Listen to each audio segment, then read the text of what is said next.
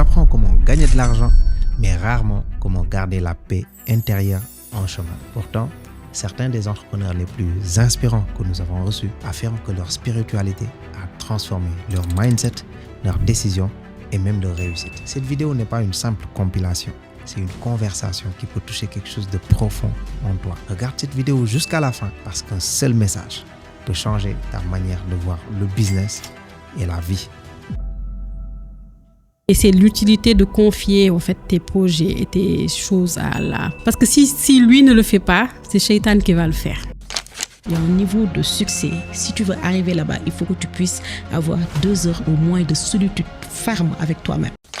Si une personne qui vous a appelé dans le passé et vous n'appelez plus, c'est vous qui avez décidé qu'il ne fallait plus parler avec cette personne parce qu'elle vous a donné le feedback. Et peut-être que ce feedback, c'est vos ancêtres ou c'est Dieu qui demande à cette personne de vous le donner. Une épreuve en une leçon qui est passée et quelque chose de positif que vous vous dites même Alhamdulillah que ça s'est passé, c'est que vous n'avez pas encore guéri ou que vous n'avez pas encore appris ce que Allah voulait vous faire apprendre.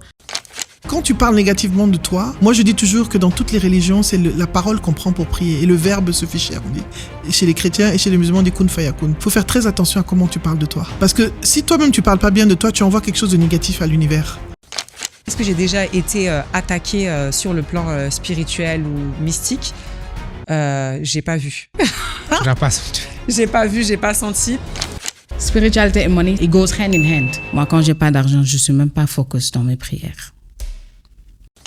Comment est-ce que la spiritualité influence tes choix de tous les jours? Pour moi, l'entrepreneuriat, au contraire, ça te rapproche plus de Allah. C'est tous ces épreuves, c'est tout ce que tu traverses qui développe ta relation avec ton Seigneur. Tu retournes vers Allah, puis tu sais que c'est lui, Huwa Razak, c'est lui qui donne. Et puis tu lui demandes, comme il a dit, demandez-moi, je vous donnerai. Et puis remerciez-moi, je vous augmente. C'est vraiment la base de la réussite pour moi, pour un entrepreneur.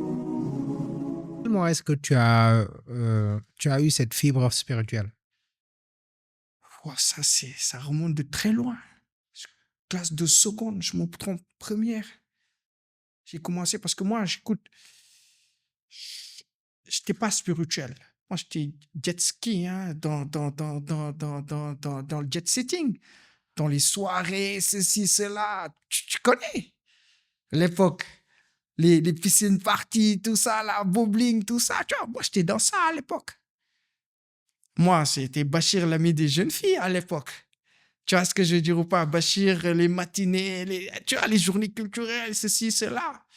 Mais un jour, j'étais sur Facebook, j'étais en train de défiler, je tombe sur une vidéo.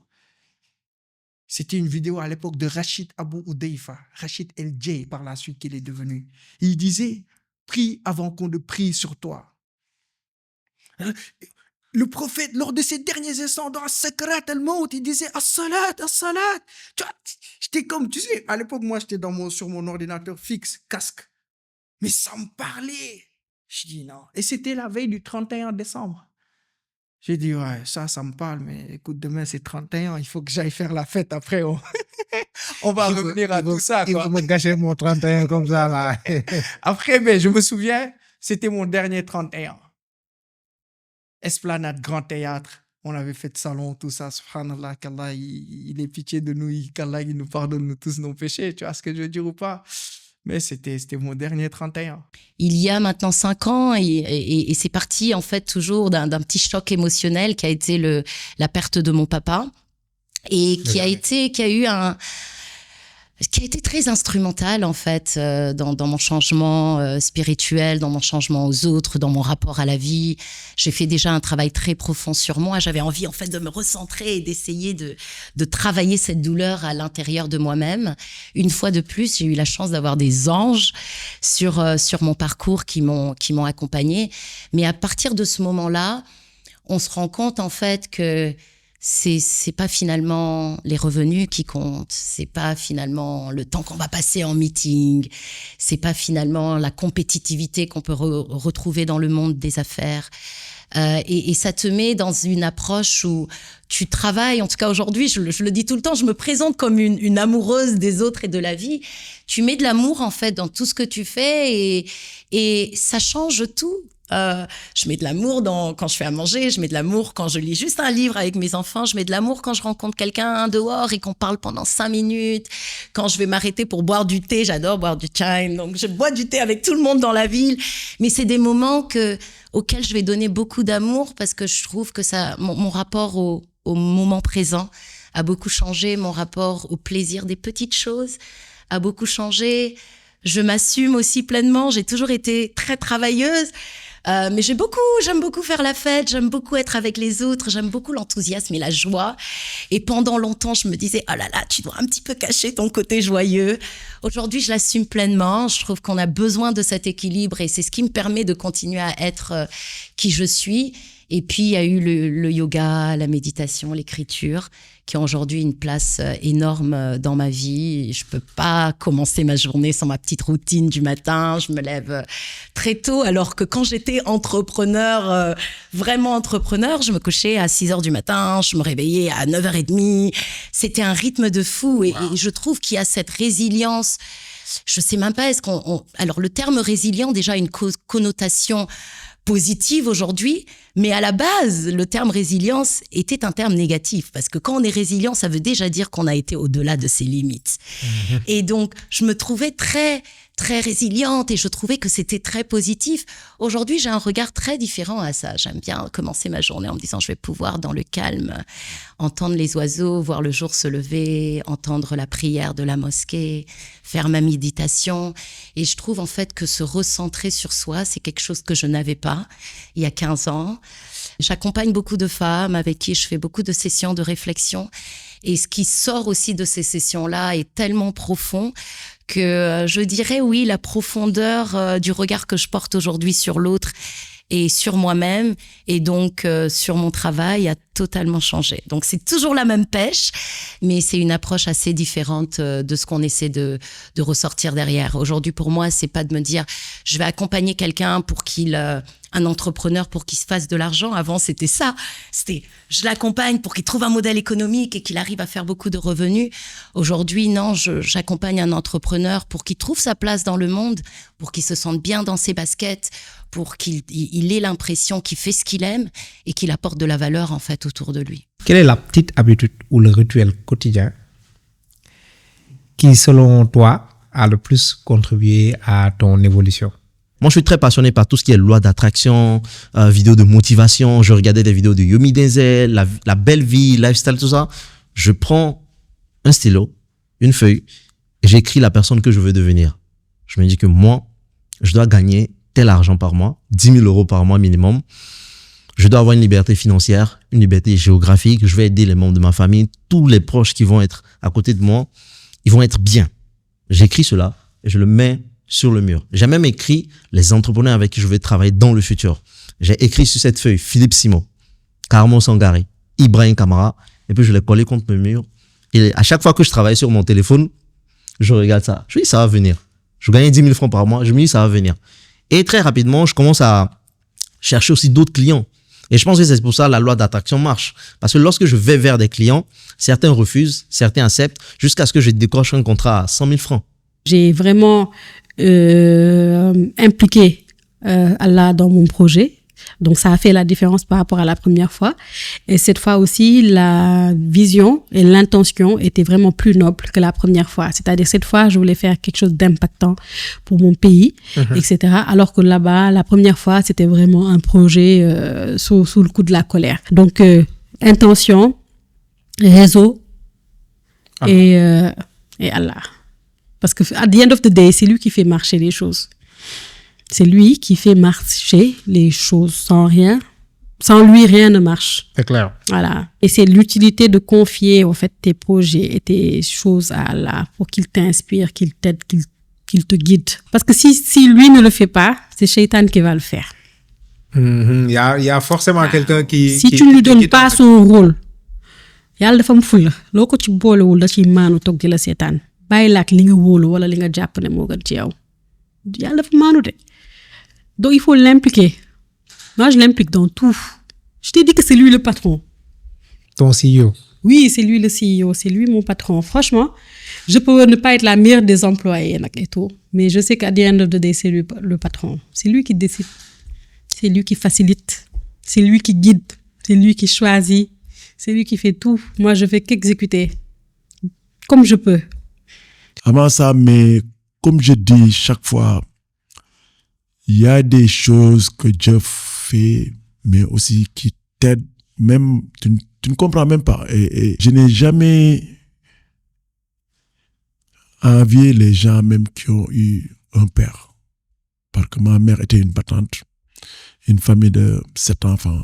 Wow. Elle s'est battue, je l'ai vue se battre.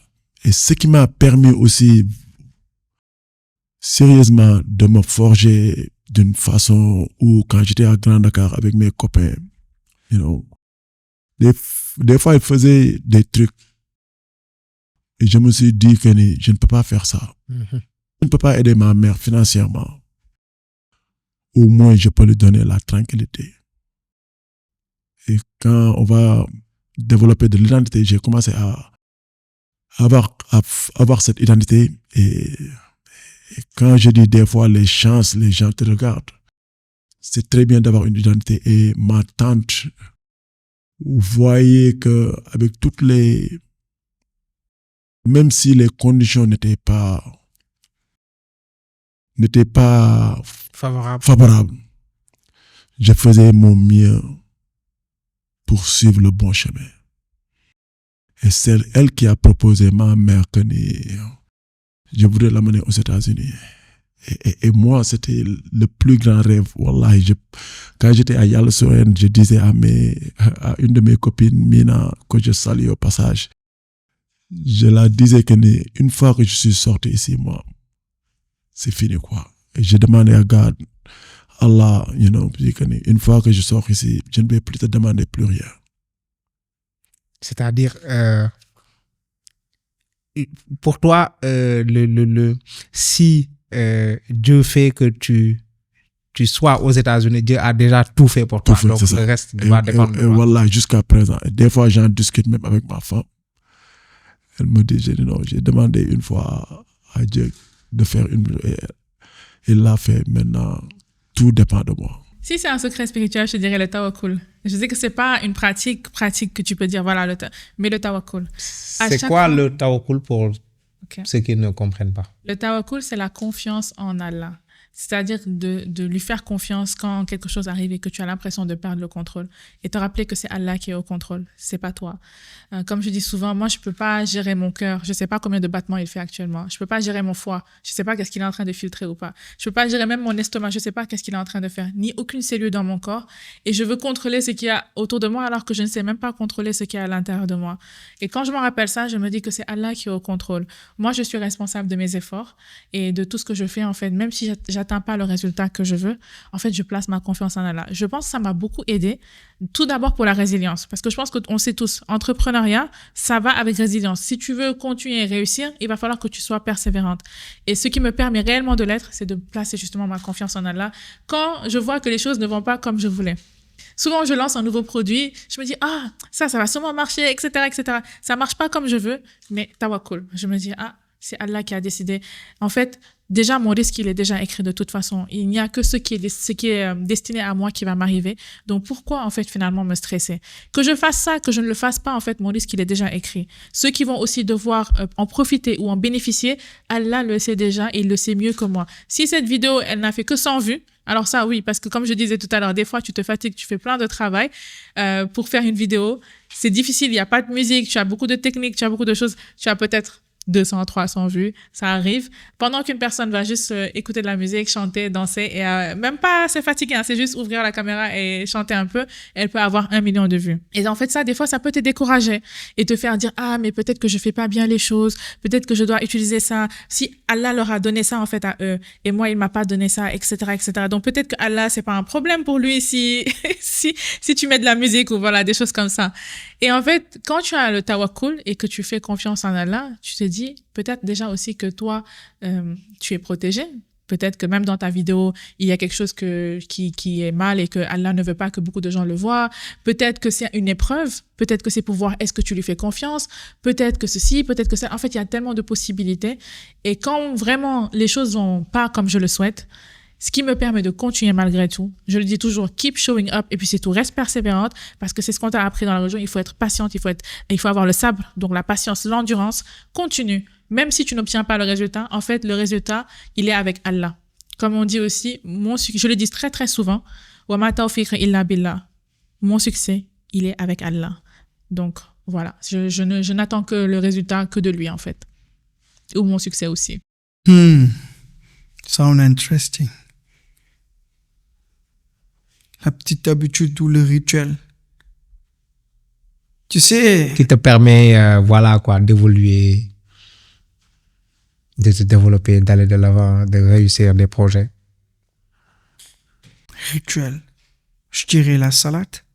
Tu sais quand... Écoute, ça aussi, il faut que je l'explique. Hein. Écoute, nous, quand on parle, les gens peuvent penser qu'on est des saints. Je suis l'homme qui a le plus de péchés sur terre. Tu vois ce que je veux dire ou pas? Je suis pas parfait du tout. Tu vois ce que je veux dire ou pas? Écoute, on a tout plein, on a nos défauts, on a nos vices, qu'Allah il nous pardonne nos péchés.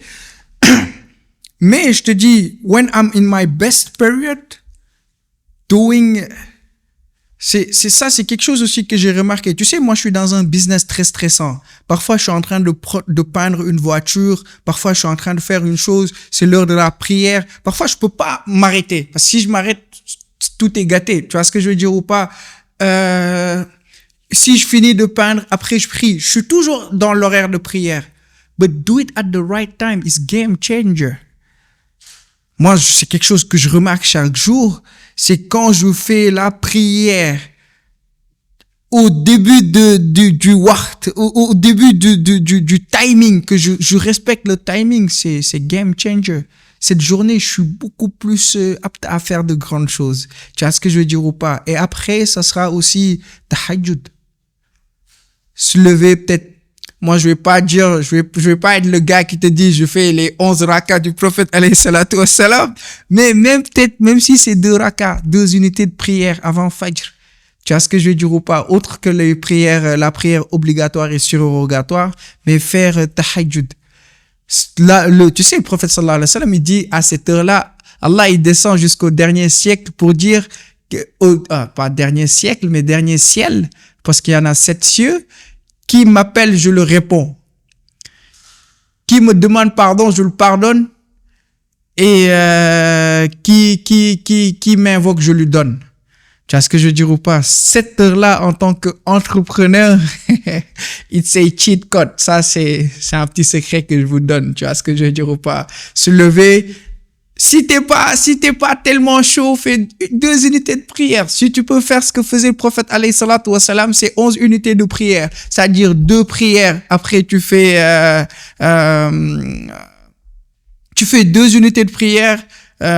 Tu fais après encore 2 unités de prière, tu te reposes un peu, tu fais 2 unités de prière, après 2 unités autres prières qui te font 8 rakats, puis tu fais safa wal witr, c'est-à-dire 2 unités, encore 1 unité de prière. Mais si t'es pas endurant, parfois 2 unités de prière aussi, c'est game changer.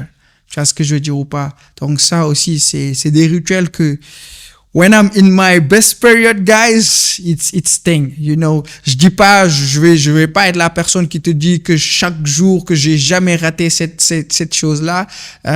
Écoute, comme on le sait toutes et toutes, hein, sans fausse modestie, à moi le premier, la foi, elle monte, elle descend, subhanallah, mais c'est après essayer de istain bis salah, de s'accrocher et de mordre à cette habitude-là, c'est quelque chose, c'est un rituel qui, écoute, comme le dit, hein, Allah bi dhikrillahi tatma'innul qulub. Et nous, actuellement, en tant qu'entrepreneurs, on a besoin qu'on puisse s'apaiser.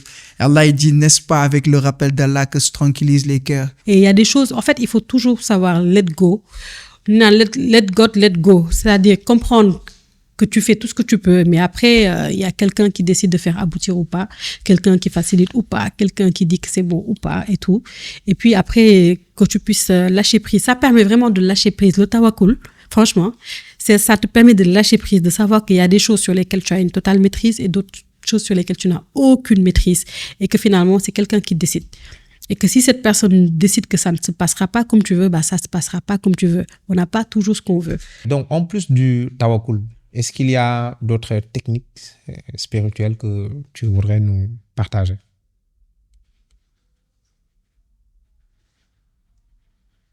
Savoir être présent. Ne pas être dans la réunion précédente.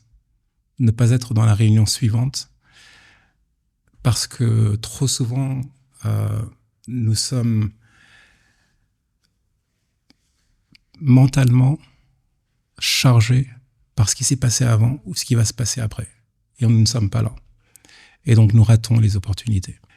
Quelle est la place que la spiritualité occupe dans tes activités ou bien on va dire dans tes activités? Ouais, non, la spiritualité, elle est centrale pour moi parce que j'ai pas toujours eu confiance en moi, je pense, mais j'ai toujours eu confiance en Dieu. Tu vois, j'aime pas le truc du coaching où on dit la confiance en soi et tout bof, tu vois. Moi, je pense que notre confiance en nous, elle est limitée. Hein. À la fin de la journée, quand je suis devant le miroir, je vois une femme de 76 kilos maximum, pas très forte. Physiquement, très limitée, mais après, je vois aussi derrière moi un créateur qui est immensément grand et infini dans sa capacité.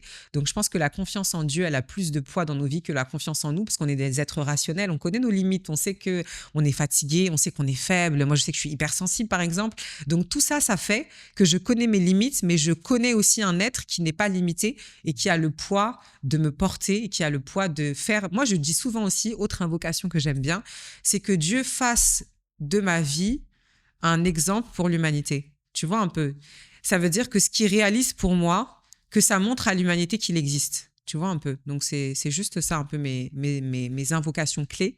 Et ouais, non, la spiritualité, elle est centrale chez moi. Comment est-ce que la spiritualité, ça influence tes choix de tous les jours? La spiritualité, ça te raffermit. Puis, écoute, ça fait que tu es humble.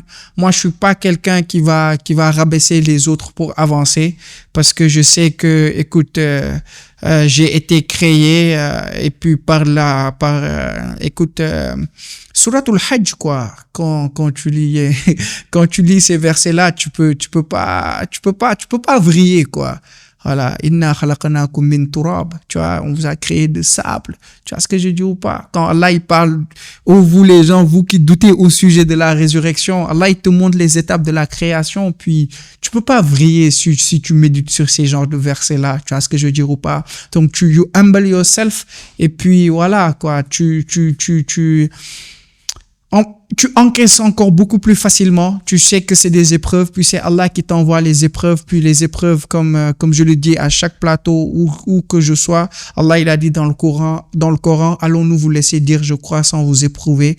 Donc toute épreuve qui vient, tu l'embrasses avec cœur ouvert, puis tu sais que c'est quelque chose qui va t'élever en rang et en degré, ou si ce n'est, ça va t'effacer tes péchés. Comme l'a dit Rasulullah sallallahu alayhi wa sallam, tout malheur qui arrive à un musulman, c'est des péchés qui lui sont enlevés. Il a dit, même si c'est une épine qui le pique, c'est des péchés en moins qu'il a. Donc voilà, donc tout ça, c'est aussi des choses qui te permettent de relativiser sur plein de choses qui auraient pu te préoccuper. Oui, tu es stressé, oui, tu penses beaucoup, mais après, alhamdulillah, ala kulli hal, quand tu auras fini tous ces moments de réflexion, tu vas que inna lillahi wa inna ilayhi raji'un. C'est certes nous appartenons à Allah et c'est vers lui que se fera le grand retour. Et puis tu sauras aussi toujours que le but ultime, c'est radiyallahu anhu wa radu'an. Ce qu'ont les sahaba, c'est d'avoir l'agrément d'Allah. Donc écoute, l'agrément des gens ou le mécontentement des gens, on passe. Voilà. Donc, tant qu'on ne sera pas Yawm al-Khiyama devant notre Seigneur, qui nous mette notre livre avec la main droite, qu'on puisse la récupérer avec la main droite, et puis qu'on puisse avoir son agrément, qu'il facilite notre jugement. Écoute, pour nous, on n'aura pas réussi. Donc, voilà, on est toujours dans cette quête. Puis la religion ou la spiritualité d'une manière générale, ça... It make you humble et puis ça te permet de toujours vouloir partager. Moi, je connais beaucoup d'entrepreneurs, quand je les appelle vers le partage, former les jeunes, s'ils sont très craintifs, I don't want to share all what I'm doing, je veux pas tout partager, sinon ça va inonder le marché, alors que, écoute, ça sera mon risque. si tous les Sénégalais faisaient de l'esthétique automobile ou de la préparation automobile, n'empêche ce que Allah a prédestiné pour moi, je l'aurai. Si demain je te forme Manu, tu vas venir devant mon garage, ouvrir ton garage, n'empêche ce que je dois manger, je vais le manger, et tu ne peux pas être la cause du fait que ce qui m'est destiné ne me viendra pas. Donc si, comme le disent les savants, si tout le monde était contre un décret d'Allah, ce décret, ils peuvent rien faire. Tu vois ce que je veux dire ou pas? Si Allah a destiné que demain tu auras 1 milliard, si tout l'univers, il voulait que ce 1 milliard ne te vienne pas, ce 1 milliard va te venir. Si Allah a décrété que ce 1 milliard, tu vas pas le toucher, si l'univers entier voulait que tu touches à ce 1 milliard, tu vas pas le toucher. Donc, an tu'minu bil qadr. Tu vois, ces principes religieux-là, le fait de croire à la prédestinée, bonne ou mauvaise, c'est les piliers de la foi, c'est toutes ces choses-là religieuses, spirituelles sur lesquelles tu médites qui vont faire de toi un grand businessman. Tu vois ce que je veux dire? Un grand entrepreneur. Et puis, ça sera toujours aussi de retourner à la communauté, de partager, d'inspirer, d'éveiller ce qui dort chez les gens, puis essayer c'est pas pour rien, Allah, il dit, pour moi, ce que nous faisons, c'est un rappel. Allah, il nous dit, et rappelle, car le rappel profite aux croyants. Tu vois ce que je veux dire ou pas? Peut-être tout ce que je suis en train de développer dans l'entrepreneuriat, peut-être que nos abonnés, ils le savent plus que moi, mais c'est un rappel. Et puis ce rappel nous profitait à nous tous sans fausse modestie, à moi le premier. Tu vois ce que je veux dire ou pas? Donc en tant qu'entrepreneur, c'est bien de rappeler, c'est bien de trouver des jeunes qui sont en manque de motivation. C'est triste de voir des jeunes Sénégalais qui ne croient pas à la réussite ici au Sénégal, qui croient que pour réussir, il faut sortir. Donc il conviendrait à des gens comme toi, comme moi et comme d'autres entrepreneurs de montrer à cette jeunesse: yes, it's possible.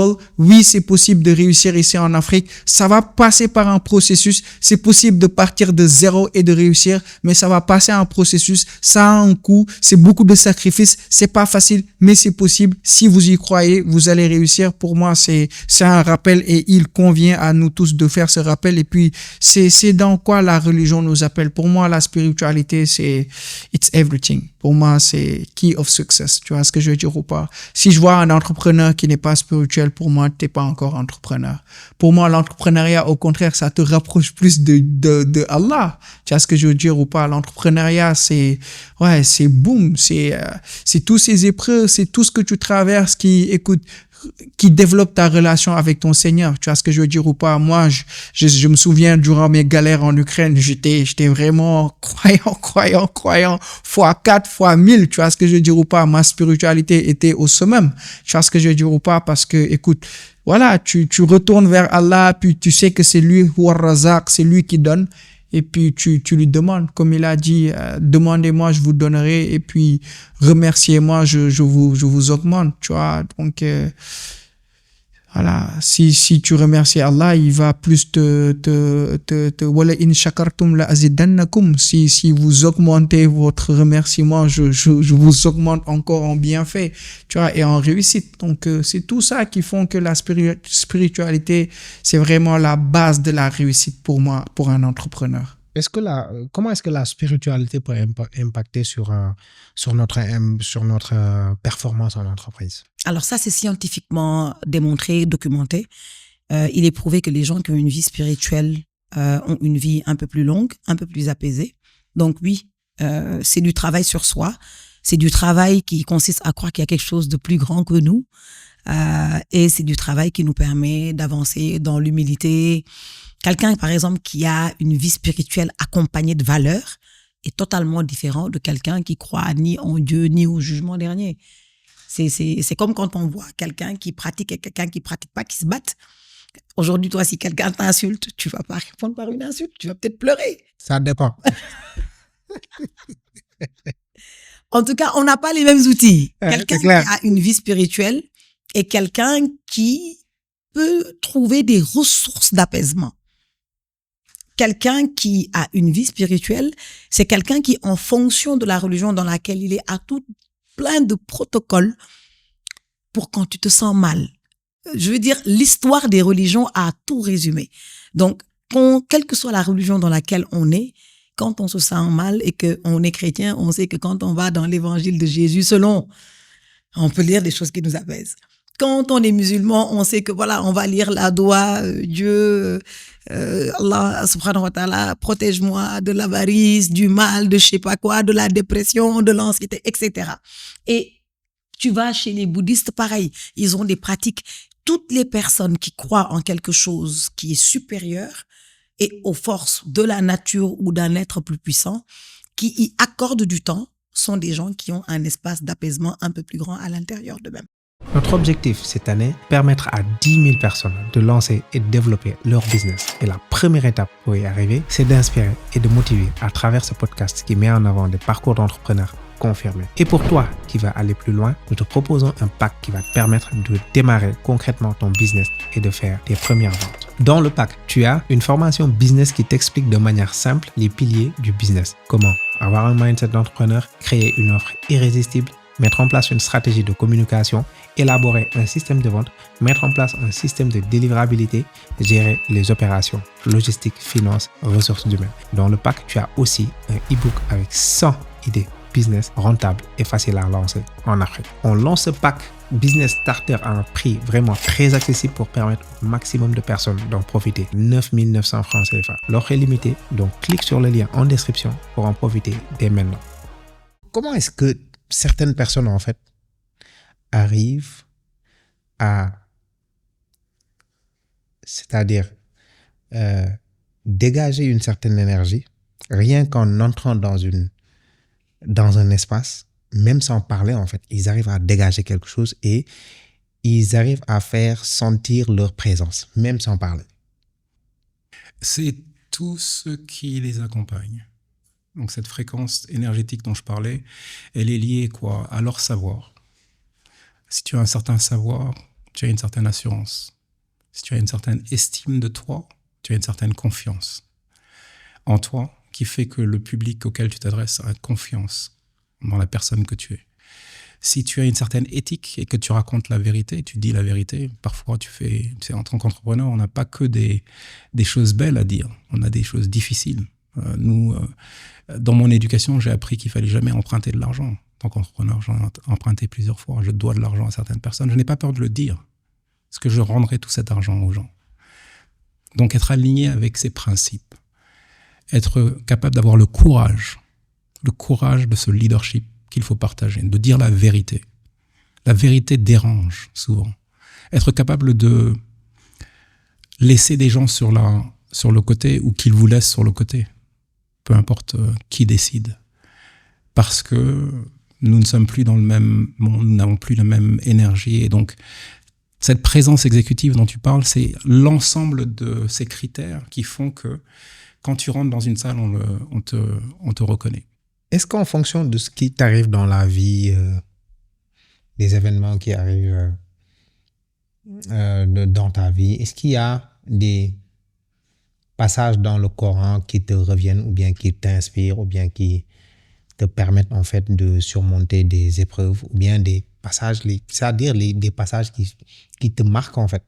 Et à chaque fois, c'est des passages qui reviennent parce que, c'est peut-être, on peut le dire ainsi, c'était passages coup de cœur, c'était passages préférés. Bien sûr, il y en a plusieurs.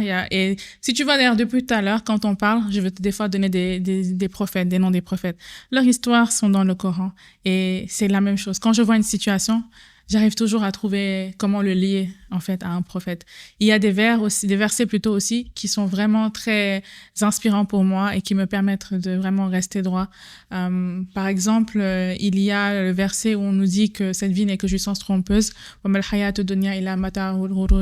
Et dans ce verset-là, on nous dit en fait je le comprends comme le fait que cette vie n'est que des illusions. Cette vie n'est là que pour, me faire distraire finalement de mon objectif. Et tout à l'heure, on parlait dans la productivité, il faut la concentration. Cette concentration, elle est là aussi. C'est le fait de savoir pourquoi je suis ici et ne pas se laisser détourner par, autre chose et de continuer sur son chemin, sur le droit chemin.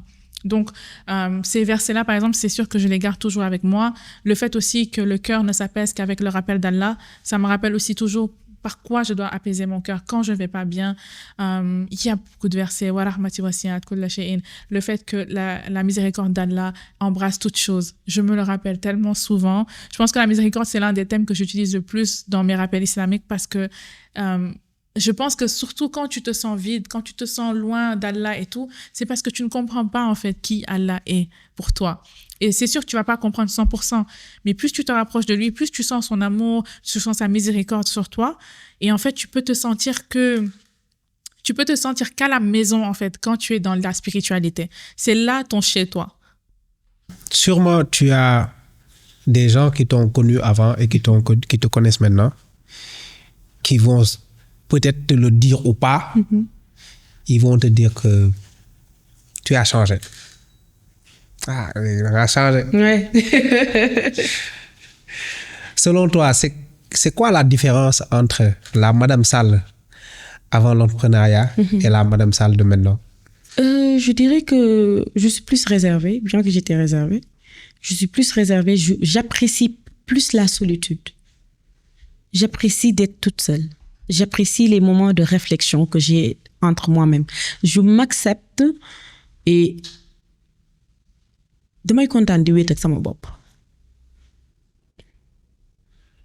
Et ça, c'est une fierté que j'ai de pouvoir... en fait, j'ai des cousines, quand ils viennent me voir, ils me disent « Tu vas être folle ici, tout seul.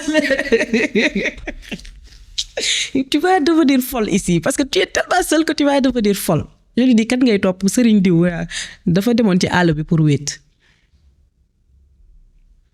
Il y a un niveau de sagesse, il y a un niveau de succès. Si tu veux arriver là-bas, il faut que tu puisses avoir 2 heures au moins de solitude ferme avec toi-même. Tu te dis 2 heures de temps où tous les bruits sont coupés. Il n'y a pas d'enfant qui crie, il n'y a pas de monsieur qui parle, il n'y a pas de femme qui parle, il n'y a pas les employés, il n'y a pas l'ordinateur, il n'y a pas le son. Je ne te dis pas de mettre des sons et de te dire oui, je réfléchis. Non, il n'y a rien du tout. Il n'y a pas le téléphone, il n'y a rien. Il n'y a que toi et le papier et un stylo. Où tu revisites ta personne. Tu revisites tes pensées. Tu revisites qui tu es. Et si tu commences à faire cet exercice, Manu, ça te change littéralement et les gens peuvent le percevoir. Au début, ils vont te dire oui, tu as changé, ils vont se fâcher. Après, ils vont se rendre compte qu'ils sont fâchés, mais ça ne t'impacte pas. Tu ne sais même pas qu'ils étaient fâchés. And then they're going to be like, dafa dof. You crazy now. And then when they text you like the crazy, then they brungle. And then you live your peace and love. On va plutôt calculer sur les xew, les ndayale et autres parce qu'ils vont se dire que tout va dof là. On va plutôt calculer sur les détails, les cas, parce que quand ils te amènent, tu les regardes, tu dis, c'est passé où? Et tu dis, si, tu souffres. Je sais pas. Donc, tu n'es plus la bonne personne à amener les potards. Tu vois un peu? Et tu vois que c'est ça qui va nettoyer tout ce qui t'entoure. Les bonnes personnes seulement vont rester. Et c'est important de se remettre en question constamment et d'avoir aussi l'humilité de pouvoir accepter le feedback qui nous permet de nous remettre en question. Le plus grand cadeau que l'on puisse faire à quelqu'un, c'est de lui faire une critique, on va appeler ça une critique. C'est du feedback. Si quelque chose ne va pas, il faut le lui dire pour que la personne puisse en prendre conscience d'abord, diagnostiquer les choses et avoir une attitude différente. Et l'un des freins à l'apprentissage que je vois dans notre sous-région, particulièrement dans les pays francophones, c'est justement que dès qu'on vous fait un commentaire, prenez la mouche. Donc il n'y a pas de communication, elle se casse. Communication ne doit jamais être cassée. Même si vous êtes fâché, si vous boudez, tout ce que vous voulez, gardez la communication avec l'autre. Si vous la fermez, c'est vous qui l'avez fermée quelque part. L'autre est probablement toujours ouvert, mais vous ne parlez plus à la personne, vous ne l'appelez pas. Si une personne qui vous a appelé dans le passé et vous n'appelez plus, c'est vous qui avez décidé qu'il ne fallait plus parler avec cette personne parce qu'elle vous a donné le feedback. Mais peut-être que ce feedback, c'est vos ancêtres ou c'est Dieu qui demande à cette personne de vous le donner. Donc tant que vous ne le réalisez pas, vous serez limité dans votre parcours. Quelle a été l'épreuve en fait que tu as traversée où tu as le plus eu besoin de soutien? En fait, moi, je me dis que je ne suis jamais seule. Alhamdulillah. Je sais qu'on dit souvent que voilà, ceux qui ont la foi, etc., ils peuvent plus facilement vivre les épreuves. Ça ne veut pas forcément dire que tu ne souffres pas. Ça ne veut pas forcément dire que tu n'as pas d'émotions. Encore une fois, je rappelle les prophètes, alayhi salam, ils avaient tous des émotions. On en a vu qui pleuraient, on en a vu qui étaient tristes, on en a vu, etc. Et ça, c'est pour nous montrer qu'en tant qu'être humain, tu vas passer par ces épreuves. Mais je dirais que, en fait, pour moi, j'ai envie de te dire, tu me demanderas aujourd'hui, je vais te dire, moi, j'ai pas l'impression d'être très éprouvée. Et c'est quelque chose que je dis naturellement. C'est pas parce que j'ai pas d'épreuves, mais c'est parce que j'ai une manière aussi de voir un peu toutes les épreuves. Je les vois toutes comme des leçons. Donc, c'est assez difficile pour moi de te dire, ah, telle épreuve, vraiment, c'est... Parce qu'en fait, je les prends tous un peu comme ce qui me forge, ce qui fait de moi qui je suis. J'ai besoin de ces épreuves pour être, voilà, celle que je veux devenir. Encore une fois, mes épreuves en plus sont rien comparées aux personnes qui sont actuellement en train de souffrir dans certains pays, ne sont rien comparées aux prophètes, alayhi salam, ne sont rien en fait comparé à ce que je vois autour de moi. Donc dans ma tête, je suis très très dans la reconnaissance à tel point que même quand j'ai des épreuves plutôt, je les oublie. J'ai envie de te dire, je garde le positif, je garde la leçon et j'avance. Et je dis souvent à mes clientes que tant que tu n'arrives pas à penser à une épreuve et à en rire ou bien à en voir quelque chose de positif, c'est-à-dire que ça ne te fait pas mal. Moi, il n'y a aucune épreuve aujourd'hui à laquelle je pense et j'ai mal. Parce qu'alhamdoulilah, j'ai guéri de tout ce qui a pu se passer dans ma vie. Et pourtant, comme je dis, j'aurais pu citer des choses. Quand des fois je raconte ma vie, on me dit « Ah bon, tout ça ?» Mais moi, ça me fait pas grand-chose parce que comment j'ai pu transformer ça en quelque chose de positif. Donc voilà, je dis vraiment toujours à mes clients, tant que vous n'avez pas réussi à transformer une épreuve en une leçon qui est passée et quelque chose de positif que vous vous dites même alhamdoulilah que ça s'est passé, c'est que vous n'avez pas encore guéri ou que vous n'avez pas encore appris ce que Allah voulait vous faire apprendre. Donc ça, c'est une chose aussi pour essayer d'aider à surmonter les épreuves. Ouais. Mon français là, c'est pas vraiment ça. Okay. Alors, quand on, le personal branding, on ne se undermine jamais, on parle jamais négativement de soi. C'est pas bon ce que tu viens de faire. Ça ne se fait pas. Parce que quand tu parles négativement de toi, moi, je dis toujours que dans toutes les religions, c'est la parole qu'on prend pour prier. Et le verbe se fait cher, on dit. Et chez les chrétiens et chez les musulmans, on dit kun fayakun. Il faut faire très attention à comment tu parles de toi. Parce que si toi-même tu parles pas bien de toi, tu envoies quelque chose de négatif à l'univers. Même si c'est pour blague. C'est très dangereux. Les blagues même. On blague pas négativement. Il faut faire attention à ce que tu... Ça s'appelle undermining yourself. Undermining yourself, yeah. Il faut jamais envoyer à l'univers des mots négatifs sur toi.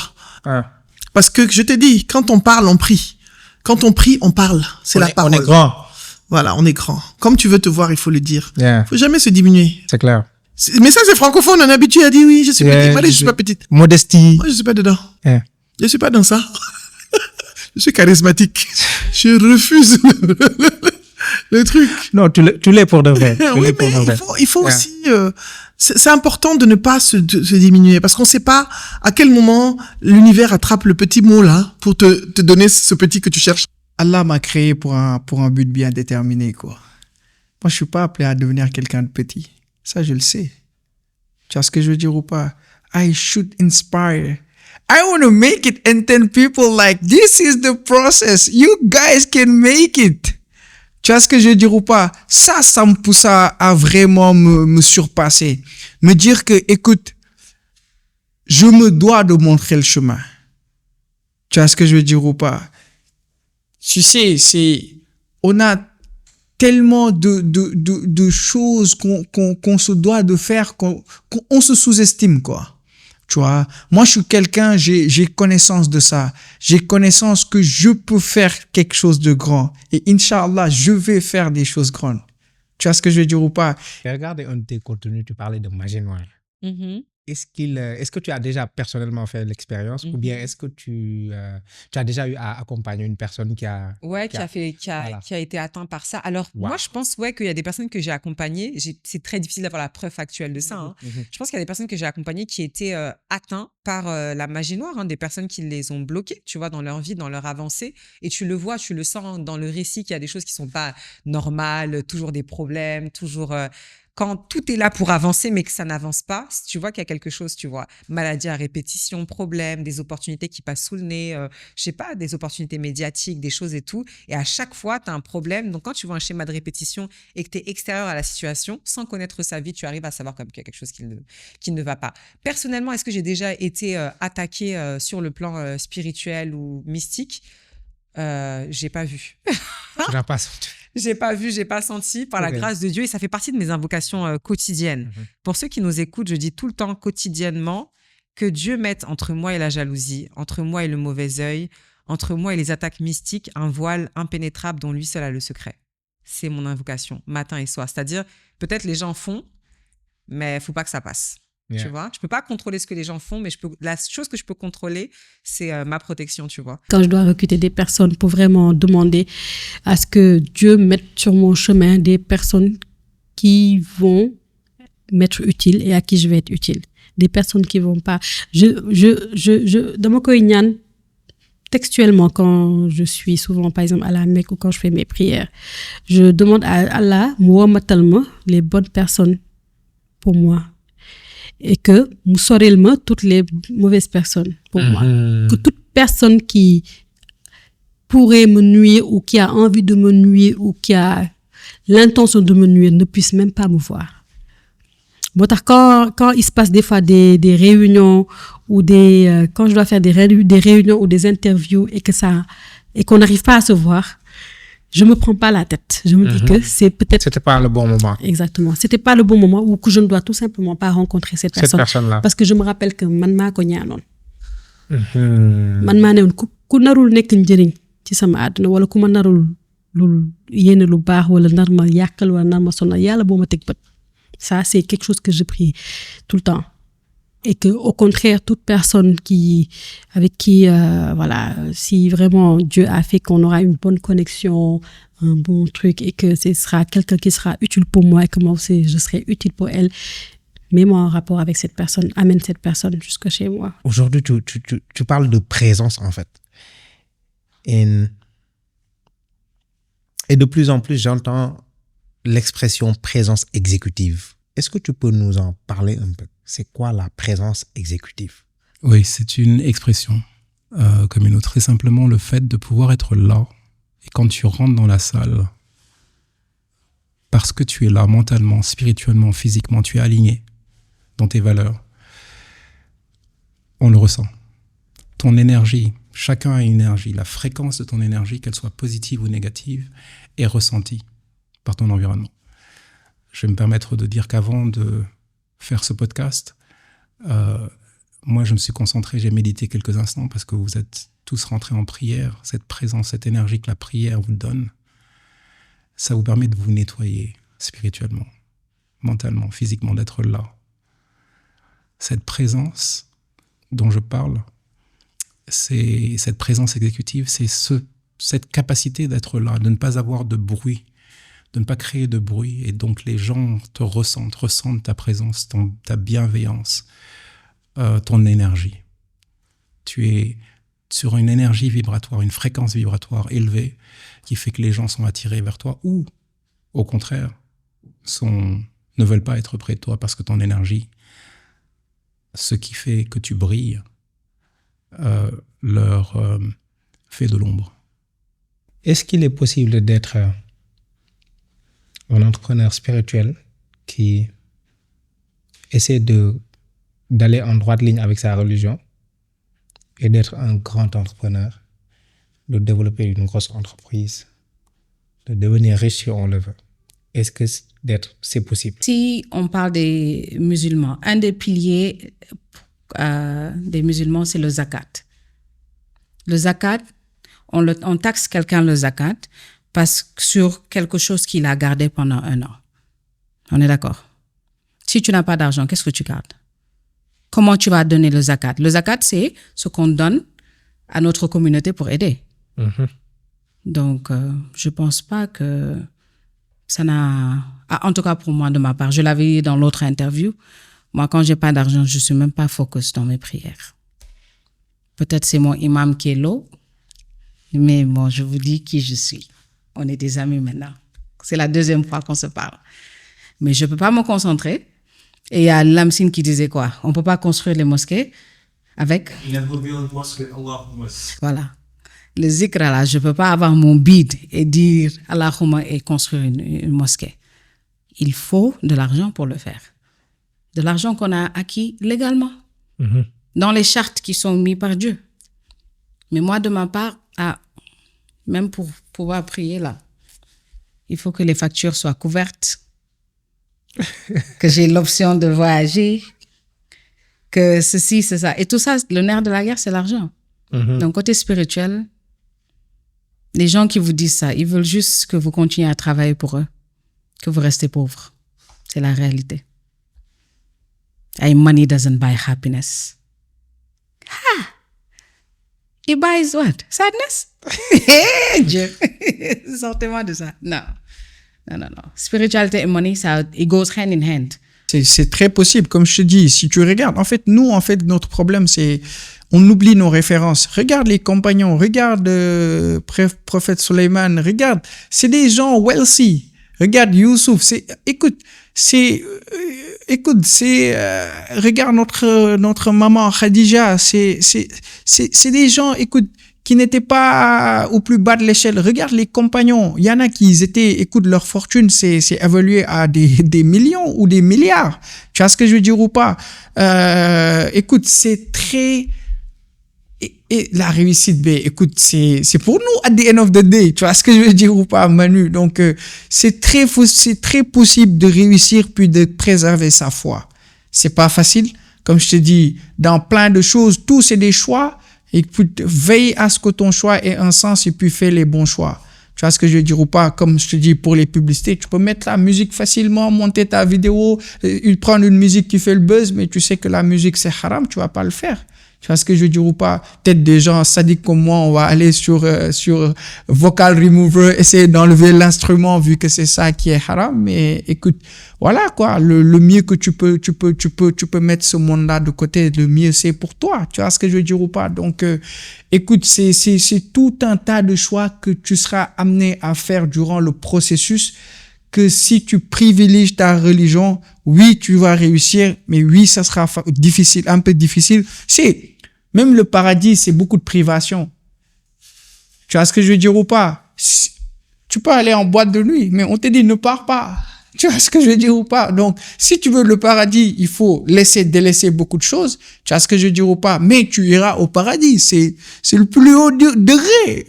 Firdaus, tu vois ce que je veux dire ou pas? Nuzula, tu vois ce que je veux dire ou pas? Donc, ça demande beaucoup de sacrifices, ça demande de mettre des choses en côté, ça demande de prioriser des choses. Donc, c'est pareil. Tu vois, nous, on croit tellement qu'il y a... Mais regarde, j'ai oublié le nom du roi de l'empire du Mali, je pense. Moussa.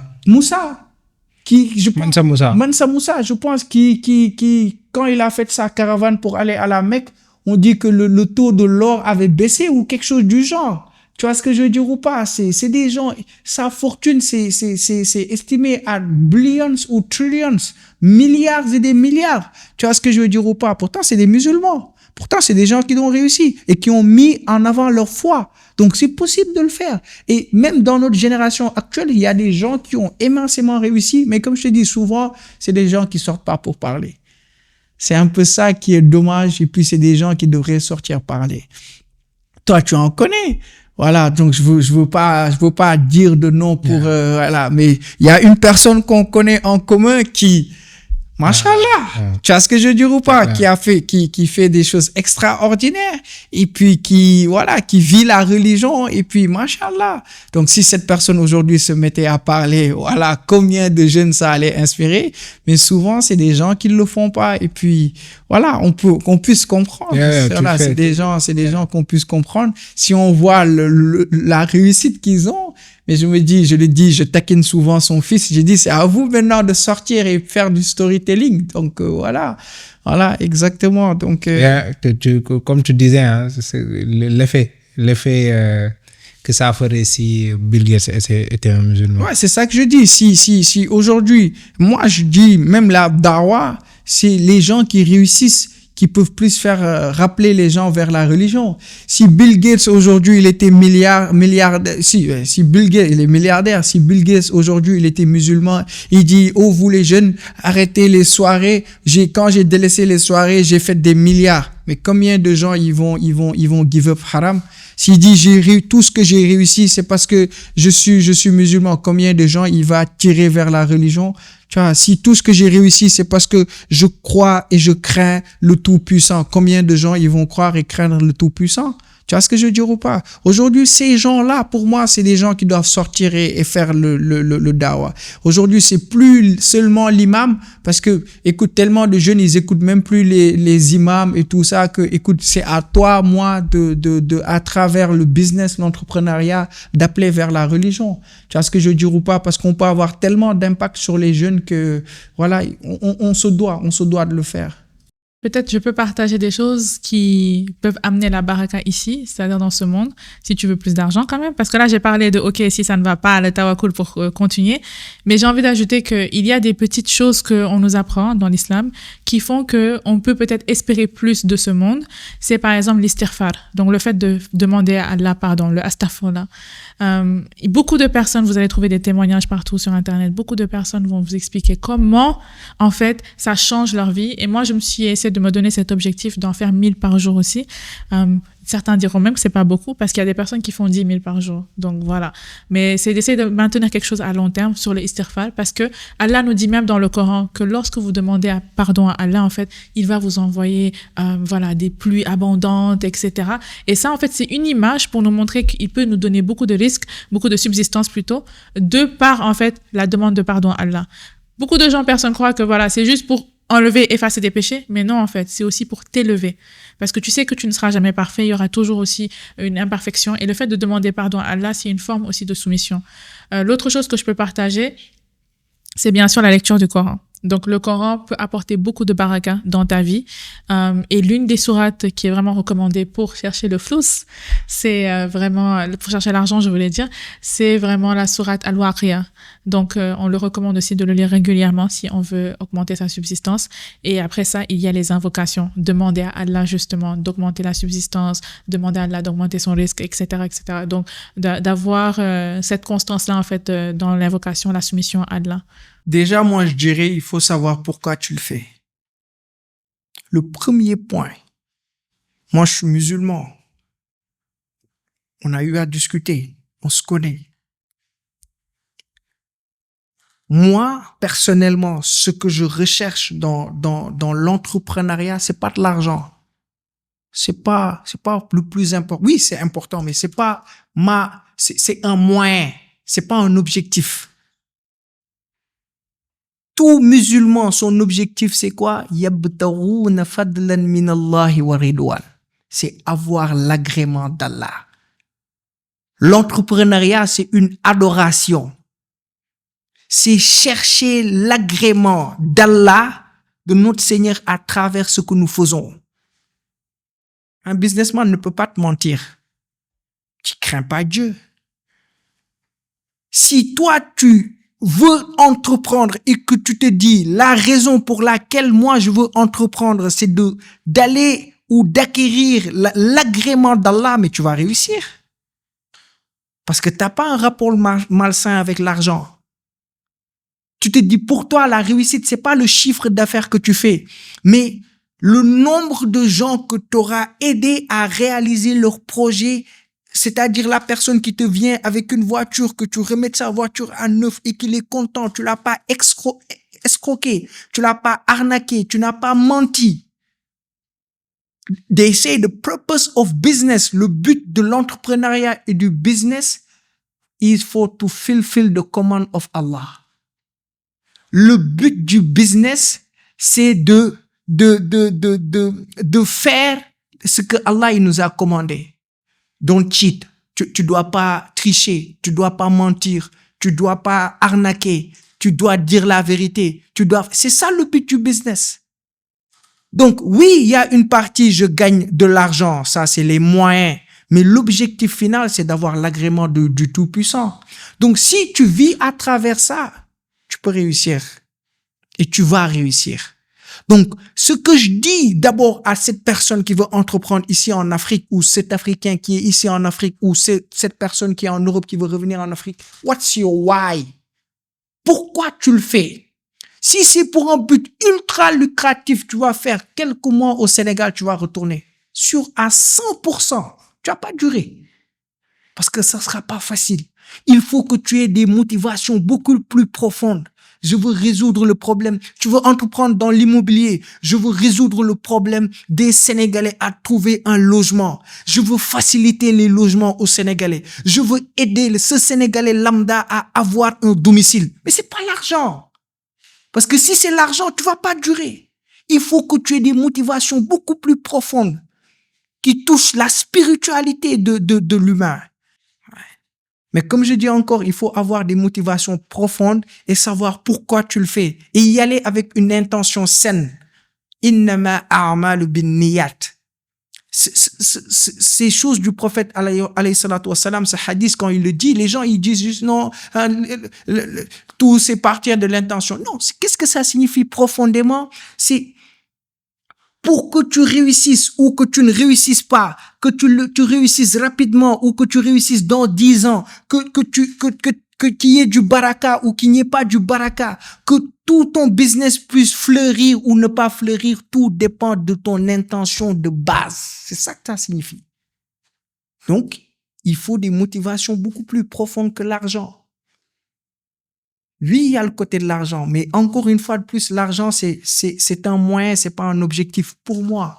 Parce que pour moi, gagner de l'argent, c'est encore investir beaucoup plus, c'est aider beaucoup plus de jeunes, c'est former beaucoup plus de jeunes pour qu'ensemble, on puisse développer notre Sénégal. Parce que c'est à nous de le développer. Quelle est la meilleure partie de ton parcours? C'est-à-dire une partie, quand tu penses encore, tu es content, tu es fier de toi.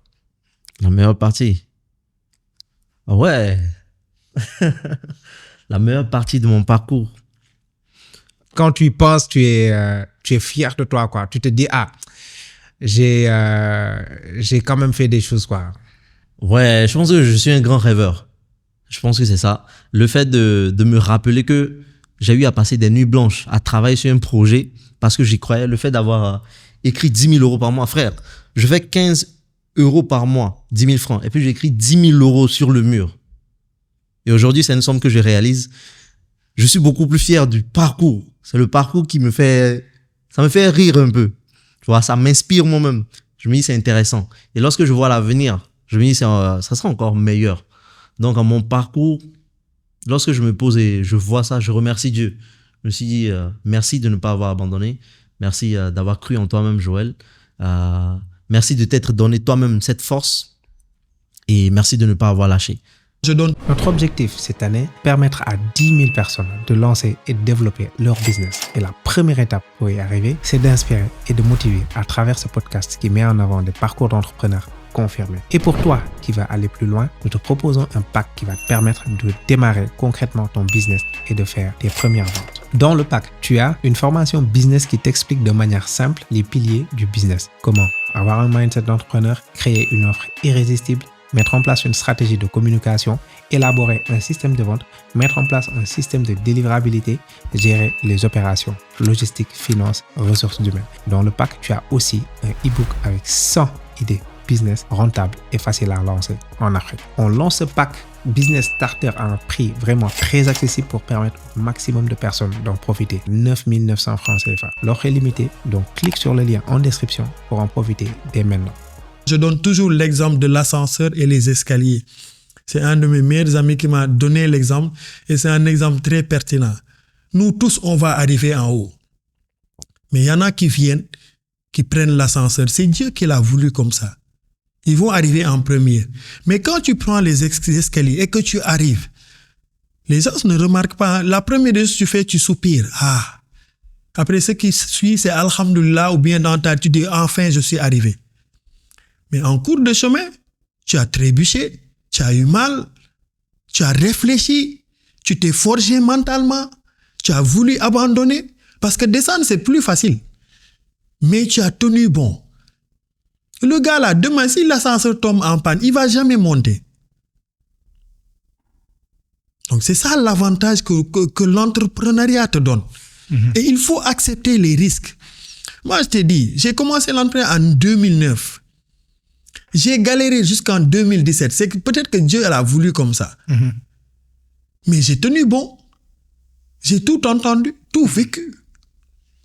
Mais aujourd'hui, tu m'aurais dit que je serais dans le secteur là. Je ne l'aurais jamais cru. Encore une fois, je n'ai pas fait de formation là-dessus. Sauf dernièrement. Les gens pensent que voilà quoi. Donc rien n'est impossible. Et là, c'est le moment où tu peux dire tout ce que tu veux. Prenez le temps de respirer. Dans la prise de parole en public, la respiration est très importante. Prenez le temps de vivre. Prenez le temps d'être là, présent. Et prenez le temps de mettre de côté tous les problèmes que vous avez au quotidien pour pouvoir vivre la meilleure vie possible. Et aussi, constamment travailler à devenir la meilleure version de vous-même. Allez sur les plateformes, écoutez les meilleurs, lisez des livres, nourrissez votre esprit comme vous nourrissez votre corps, nourrissez-vous bien, prenez suffisamment de légumes et de fruits et moins de viande peut-être pour certains. Mais en tout cas, nourrissez-vous tous les jours pour pouvoir vivre une vie pleine parce qu'en définitive, elle est courte. Et si vous ne la vivez pas maintenant, vos rêves ne se réaliseront pas. Et les cimetières sont pleins de gens qui avaient des rêves extraordinaires mais qui n'ont jamais été réalisés. Soyez heureux. J'imagine que c'est le secret pour ne pas avoir de rythme à 62 ans. On dirait. Hein? On ne combat pas quelque chose de mal par le mal. Okay. Combattez par la prière, concentrez-vous et faites quoi. Parce que parfois, c'est une excuse aussi. Hein. Manu, c'est une excuse. Il y a plein de gens qui disent « Ouais, mais de toute façon, on m'a fait quelque chose, donc je vais jamais m'en sortir. » Fais et t'es le seul à pouvoir te libérer en réalité. Si chacun méditait sur sa vie, je pense qu'on aurait tous fait un retour au Tout-Puissant, qu'on serait beaucoup plus spirituel, puis qu'on serait beaucoup plus attaché à la religion. Tu vois ce que je dis ou pas? Méditer sur tout ce que tu as traversé et que tu en es sorti alors que tu sais même pas qu'est-ce qui t'a aidé à sortir de ces situations-là. On a tous traversé des choses difficiles où sans l'aide d'Allah, on n'aurait jamais sorti, mais peut-être on le voit pas. Et puis voilà, c'est méditer sur ces choses-là. Puis pour moi, ça va accroître cette spiritualité. Et aussi se demander pourquoi on est là. Tu sais, beaucoup de gens qui sont là sur Terre, ils savent pas pourquoi ils sont là. Tu vois ce que je veux dire ou pas? Ils pensent qu'ils sont là, voilà, manger, dormir, avoir de l'argent, construire une maison, puis partir. Laisser quelque chose à leurs enfants et puis partir. Pour eux, c'est la raison pour laquelle ils sont là. Alors que, écoute, Allah, il nous dit, wa ma khalaqatul jinna wal ins illa liya'budu. Donc là, le principal but pour lequel je vous ai créé, c'est pour m'adorer. Donc c'est pour l'adoration. Ça, si les gens, ils le comprenaient, pour moi, on va tous mettre, sans fausse modestie, à moi le premier, beaucoup plus d'efforts dans l'adoration et puis dans la spiritualité, quoi. Right. Pour terminer, je reviens au début. Laisse-moi faire un cercle complet. Je reviens au début. Vas-y. Aimons-nous et montrons-nous qu'on s'aime. C'est important, c'est vraiment important et en fait l'humain est fait pour être avec d'autres humains et on le voit tous les jours, mais on se permet pas en fait d'exprimer l'amour qu'on a et quand je parle d'amour, je parle pas de relations forcément amoureuses, mais c'est dans le travail, c'est dans les interactions avec les collègues, c'est en allant acheter quelque chose à quelqu'un à la boutique, en prenant un taxi, en laissant passer l'autre dans la rue. C'est un appel juste à l'amour parce que on a l'impression que c'est quelque chose d'acquis, mais plus notre monde va continuer à évoluer et plus on va être dans un univers de plus en plus virtuel, plus on va devoir être intentionnel dans la manière dont on veut exprimer l'amour. Donc, un appel à l'amour. Aimez-vous, aimons-nous. Pour que nous puissions continuer à te donner gratuitement encore plus de ressources qui transforment ta vie, nous avons besoin de ta force. Il suffit juste de cliquer sur le bouton s'abonner. Merci de faire partie de ce mouvement de changemakers qui font bouger l'Afrique.